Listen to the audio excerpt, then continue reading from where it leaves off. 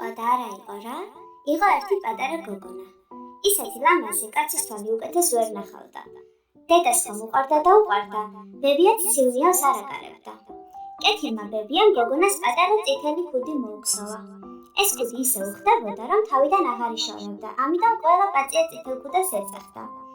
ერთხელ დედამ ხადა გამოაცხო და გოგონას უთხრა: "წადი, ბებო მოიკითხე. გავიგე ავად გამხდარა. ეს ხადა და პატარა ქილა ერბოც წაუღე."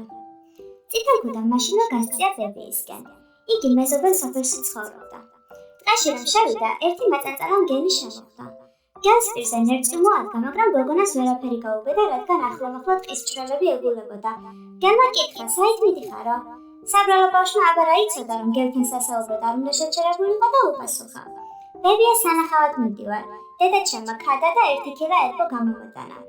"ბებია, შენ შორს ცხოვრობს?" კითხა მგელმა. "დიახ," უპასუხა პაწია წითელ ქუდამ.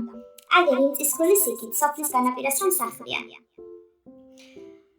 "კეთილი," უთხრა მგელმა. "მეც წამოვარ ბებია შენის სანახავად. ოღონდ მე ამ გზას დავადგები, შენ კი აგერ იმ გზით წადი. აბა ვნახოთ ვინ უფრო ადრე მივა." მგელმა რაც ძალა და ღონე ჰქონდა მოკურწყლა. იგი მოკლე გზას დაადგა, გოგონა კი გრძელი გზით წავიდა. გზაში ხან ხილს კრებდა, ხან პეპლებს დასდევდა, ხან კი ყვავილების საიდურებს კრავდა. მგელი უფრო მალე მივიდა ბებიასთან და კარზე დააგაგუნა. "კაკუკ, ვინა ხარ?" "შენი შვილიშვილი, პაწია წითელ ქუდა," შეცვლილი ხმით უპასუხა მგელმა. "დედაჩემს გამოგზავნილი ხადა და ერთი ქილა ერბო მოგიტანე."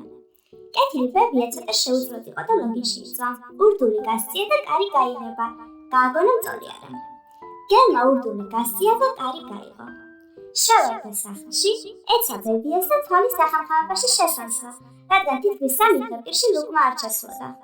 მერე კარი დაგედა, ბებიის ლოდინში ჩაწვა და პაწია წითელ ქუდას დაუწყო ლოდინი. გოგონამ ცოტა ხნის შემდეგ კარზე დააგაგუნა. "კაკუკ, ვინა ხარ?" პაწია წითელ ქუდამ გulis მოხიხმა რომ გაიგონა შეეშინდა, მაგრამ გაიფიქრა. ბებია გაციებული იქნებაო და უპასუხა: "შენი შვილიშვილი, პაწია წითელ ქუდა ვარ. დედაჩემს გამოგზავნილი ხადა და ერთი ქილა ერბო მოგიტანე." მგელმა შეცვლილი ხმით უთხრა: "ურდული გასწია და კარი გაიღება." წითელ ქუდამ ურდული გასწია და კარი გაიღო. მგელმა რომ დაინახა ოთახში შესული გოგონას, მაშინვე საბანი წაიფარა და უთხრა: "ეგ ქილა და ხადა სკივს ეწადე და მოდი ლოგინში შემომიწექი."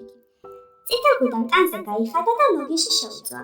გაუკვირდა გოგონას როგორ ყოფილა ბებია ტანგახტილიო და უთხრა: "ბებია, ეგ რა დიდი ხელები გქონია." "ეს იმიტომ, რომ უკეთ მოგეხვიო, ჩემო გოგონა." "ბებია, ეგ რა დიდი ფეხები გქონია."